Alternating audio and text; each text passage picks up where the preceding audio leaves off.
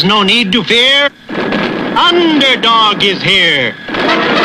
Time again for the Underdog Show, starring that champion of champions, Underdog. Not a bird, not a plane, not even a frog. Just little old me, Underdog. There's MC and his buddy Julie, go-go-gophers on the run. The stories of McBragg outrageous, no one could be more courageous. Underdog!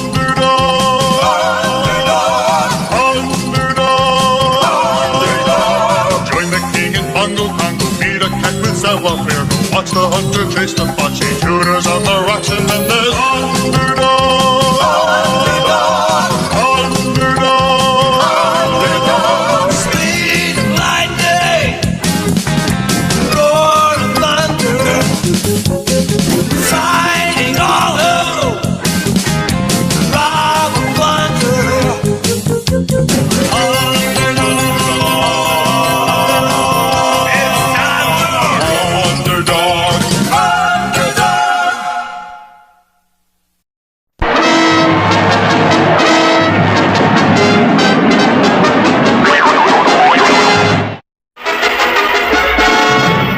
The unbelievable seemed to have happened. It looked as if Underdog had turned crooked.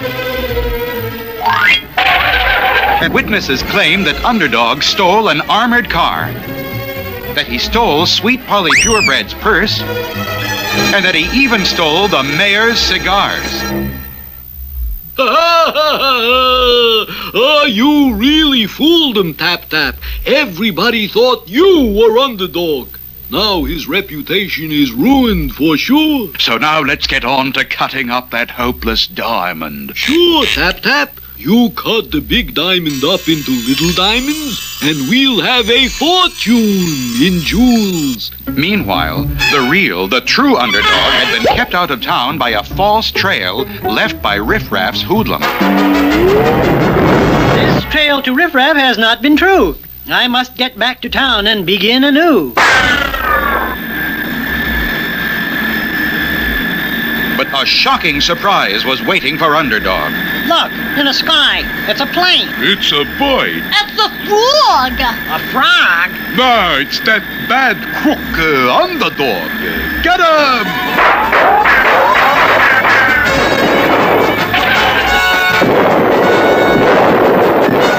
Still your cannon. Quiet your guns. This is Underdog you fire upon. But the people below only fired even more.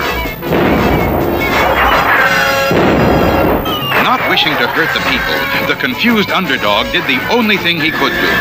He quickly zoomed into a nearby building, the mayor's office. You crook! You thief! You scoundrel! Mayor, I fear you are in a fog. I am your hero, Underdog. After you stole all my cigars! Police! Help! Police! Get him, men! Stop him!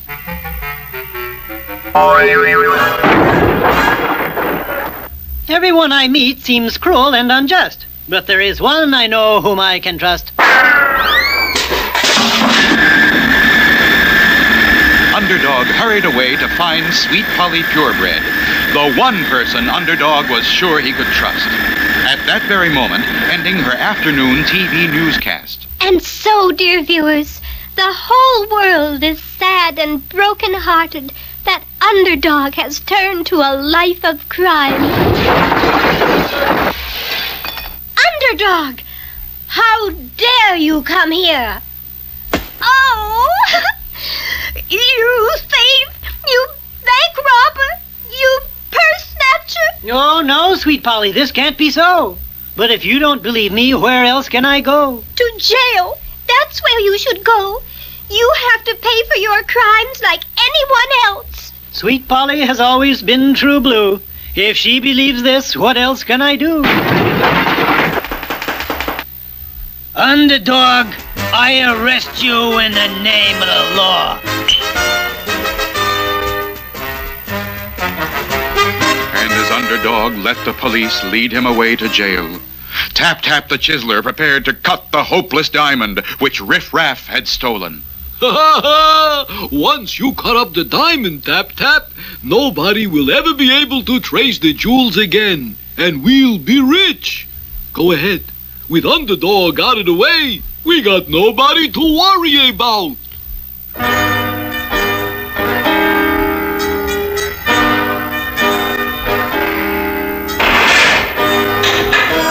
Perhaps I was sleepwalking when I turned to crime, and now I must pay by serving my time. Yes, even Underdog was now convinced of his own guilt. Is Underdog doomed to a life in prison? The answer lies ahead in our next thrilling episode.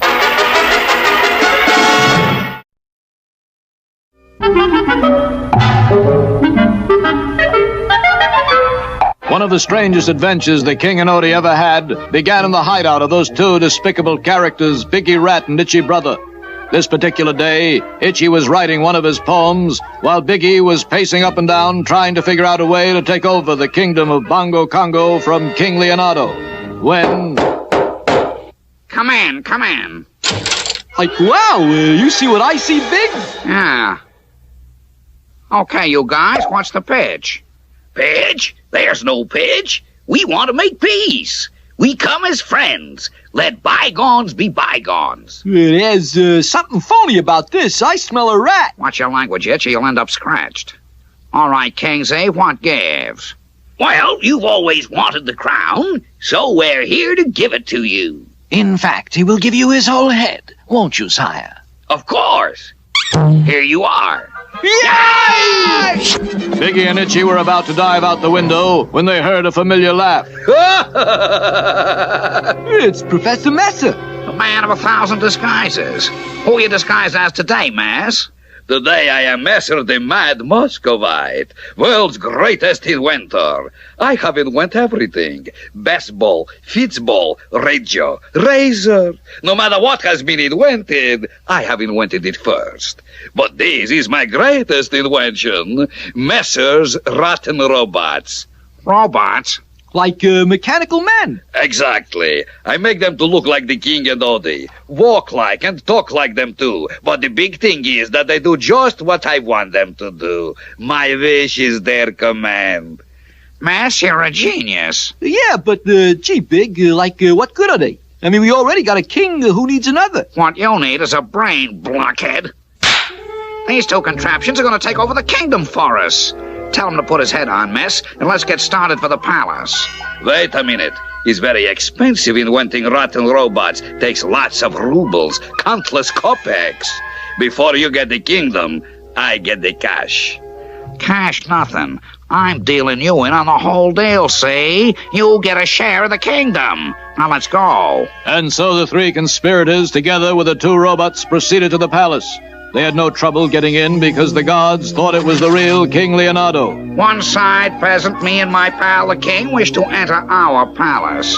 Get on a beam. It's a new regime. I never thought I'd see the day when His Majesty was friends with those two. And so the little surprise party proceeded to the throne room. Suddenly the door of the throne room burst open and... Kingsley, old boy, I'd like you to meet up with your successor, see? The new King Leonardo. What? Who is this imposter? Who is this imposter? This is the most unheard of thing I ever heard of. It's the most unheard of thing I ever heard of. Confound it! Guards! Guards! Guards! Guards! Seize that imposter! Take him to the dungeon! Will the real King Leonardo please stand up? Step up? I am the real one. I am True Blue Odie Coloni, faithful servant of the king. This is the real Leonardo. No, this is the real Leonardo. Come on, fellas. Relax, man. I got the quotient to your quandary. I am the brother of the king, the swinging member of a real square clan. Now, who should know better who the real king is? And I'm telling you, cats, that this is the real King Leonardo, my dear sweet brother. Take these two fakes away. All right, you two, let's go. You can't do this to me. It looks as though Biggie and Itchy, with the help of Professor Messer, have succeeded in their plot to take over the kingdom. How can the King and Odie get out of the dungeon and expose the two robots? Don't miss our next exciting episode, Switcheroo Ruler.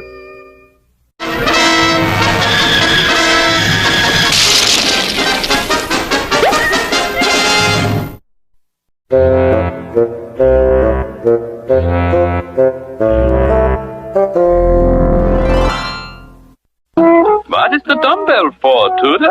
I'm practicing to be one of them there Supermen, Mr. Wizard. I was sort of hoping maybe you'd help me out. Well, perhaps it's best I do something before the place is all a mess. But be careful, Tooter. The strong Stuperman does many things you is not used to. Like the way he can fly. All the Stuperman must do is run and jump, and he flies on and on and... Unless, of course, there's something unexpected in the way.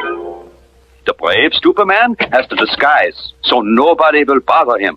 He pretends he is Cluck Kent, top reporter on the newspaper. Hi, Cluck. What's new? And Cluck Kent has the girlfriend named Lois Loon. She is also on the paper. Got a big story, Cluck. Just heard the Mississippi River bank is being held up. I'm heading over there now. Want to come along? I'll be along in just a minute. There's a couple of things I gotta get rid of first. And the things to get rid of was the clothes. Quickly, the reporter made the change and was off. Once ready, the Stuperman was quickly in the bank. Like nothing at all, he grabbed the men and gave them the beating of their lives. Great job, Stuperman. Too bad these aren't the crooks. Meet Hinckley and Brinkley, owners of the bank. The crooks got away with the cash. Realizing the mistake, the Stuperman was gone. Nothing would stop him now. Unless, of course, there was something unexpected in the way. The Stuperman decided this was the job of the master criminal, Black Bark. Sure enough, at that very moment, the Black Bark was trying to outsmart the famous Stuperman. Looks like the door is locked tight, but nothing stops us Stupermen. The trail was cut off, so the wise Stuperman decided it was best to disguise himself as the Cluck Kent to get the new tip from the girlfriend reporter.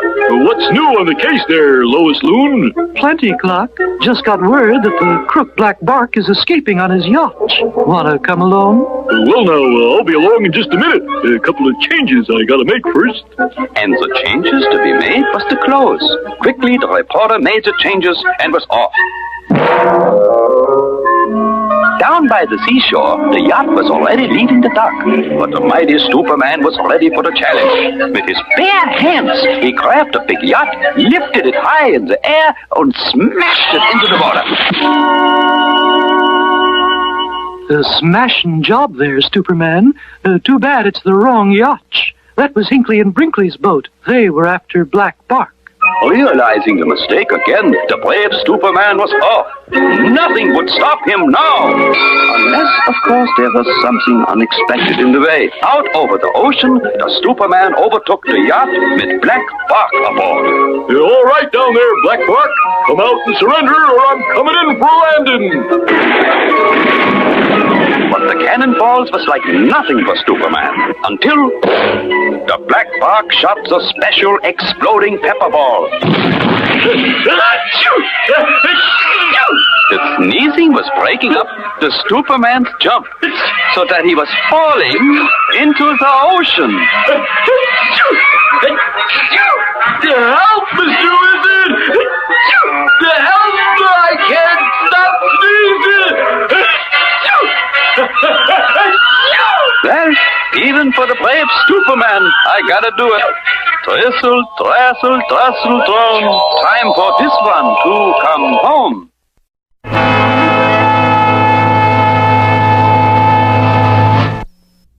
There, my old alma mater, Hex.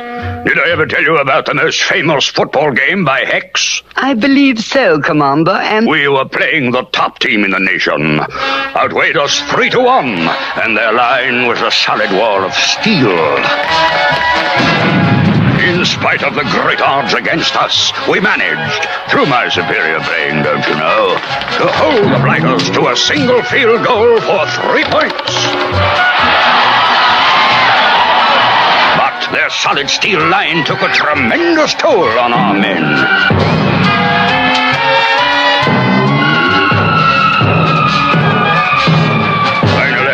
I was left alone in the game, and the Blighters were leading 3-0. End of the last quarter, I alone had the ball. What in the world did you do? Hiking the ball to myself, I quickly tossed a high forward pass. While all eyes of the opposing team followed the ball into the air, I sneaked swiftly through the line and caught the ball in the end zone. We won the game 6-3. It sounds, Commander, as though you really had a ball. Right.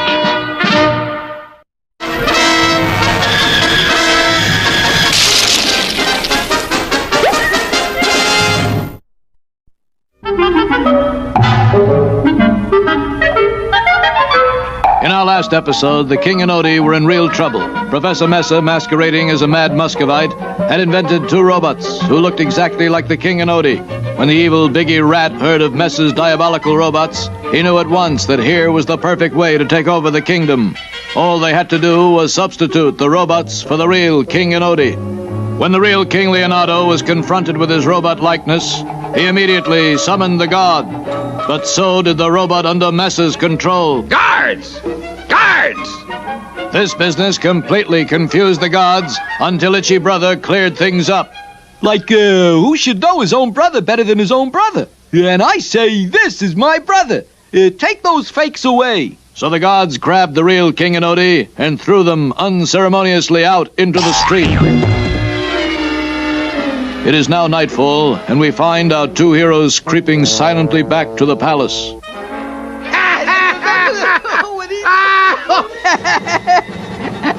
Did you see my royal brother when that robot walked in? Oh, that killed me, you know. Robot? I see it all, sire. Professor Messer made robots to look exactly like you and me. They're going to make the people of Bongo Congo think that the robot is king. And since they run the robot, they can run the kingdom. Why, that's the most unheard of thing I ever heard of. Shh, sire. Listen. Okay, you guys, cut the clowning. This is Biggie talking, see? And we've got serious work to do. First off, I called a council meeting for tomorrow morning. Then my buddy, the king here, is going to tell him that he's tired of being king and he's turning the whole shebang over to Biggie Rat. From then on, I'll be running things in Bongo Congo. Yeah, Big, I dig. The rotten robot, renounces the royal rigmarole. I've heard enough. They can't... Wait, sire. I have a plan. At dawn the next day, the 2 friends crawled through a palace window and moved cautiously to the place where the 2 rotten robots stood. We must change places with these robots, sire, and pretend we are the robots until we can expose the plot in front of the entire council. Quickly, the King and Odie pushed the 2 robots into a closet and locked the door. Then they assumed the stiff pose of the robots. A short time later, Biggie, Itchy, and Professor Messer entered the room. Well, here are 2 friends patiently waiting to be of service. Come, Itchy comrade, let us dust them off. Is not right that greatest inventions of world's greatest inventor should be dust covered. Yeah, this little old feather duster will do the trick.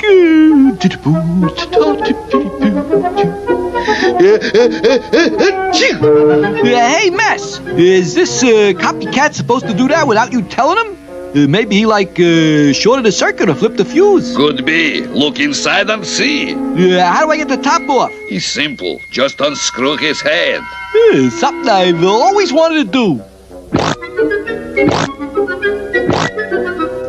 Hey, Mess, it won't come off. Here, let the inventor show you how. Never mind that now. Here comes the council.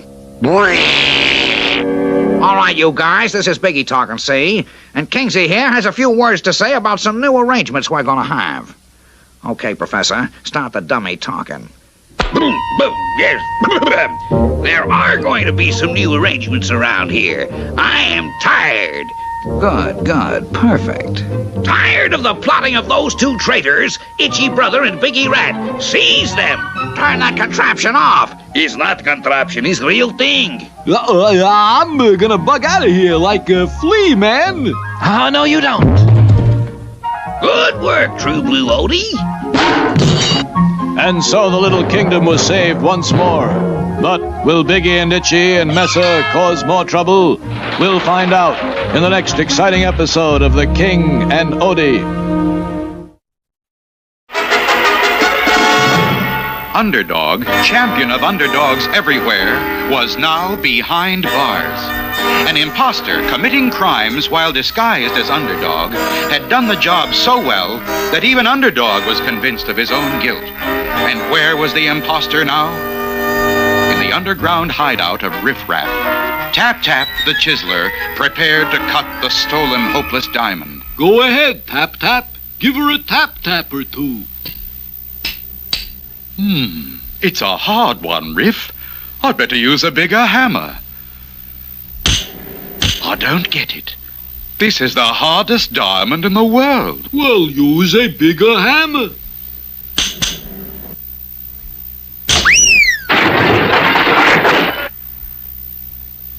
I broke the table, and it didn't do a thing to the hopeless diamond. It's hopeless, Riff. I can't cut it at all. But you gotta. If you don't cut it up, we can't sell it.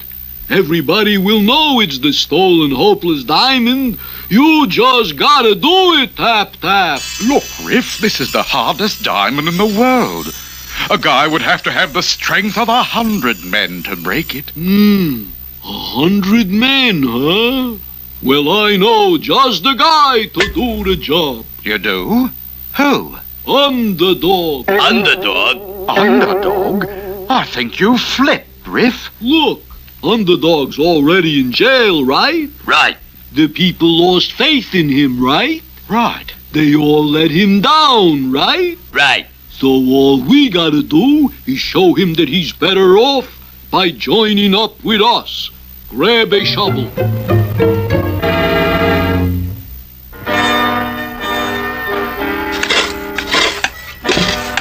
I'm hearing things now. My mind must be hurt. There's nothing below but stone and dirt. Wrong, Underdog. We're down below, and we've come to break you out of this jail. Go away, Riff Raff. I've committed crime, and I must pay by serving my time. You didn't commit any crime. It was Tap Tap the Chiseler dressed up like you. But nobody will believe you, see? So you're joining up with us. You break up the hopeless diamond, and we'll give you a share of the loot. Aha, so my crimes were all a fake. And where is this diamond you want me to break? The hopeless diamond is back at my hideout. You ready to join up? Since no one would believe what you said is true, I might as well turn to crime with you. So now, was it no longer a matter of an imposter? Now, shockingly, had Underdog, the once heroic Underdog, actually turned to crime? Here you are, Underdog. Break this up, and we'll all have a fortune in jewels. Get him a hammer, Mooch. I won't need a hammer. My hands will do. For the only thing I'm breaking is you, and you. Look out! It was just a trick to get back the hopeless diamond.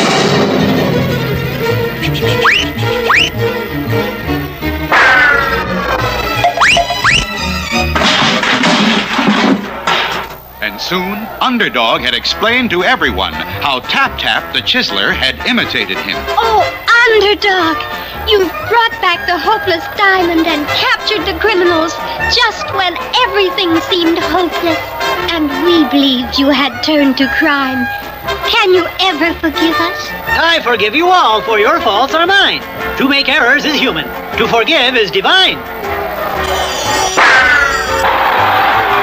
The fearless Underdog had once again shown that justice triumphs over evil. But what new and exciting adventure lies ahead for Underdog? Don't miss our next episode.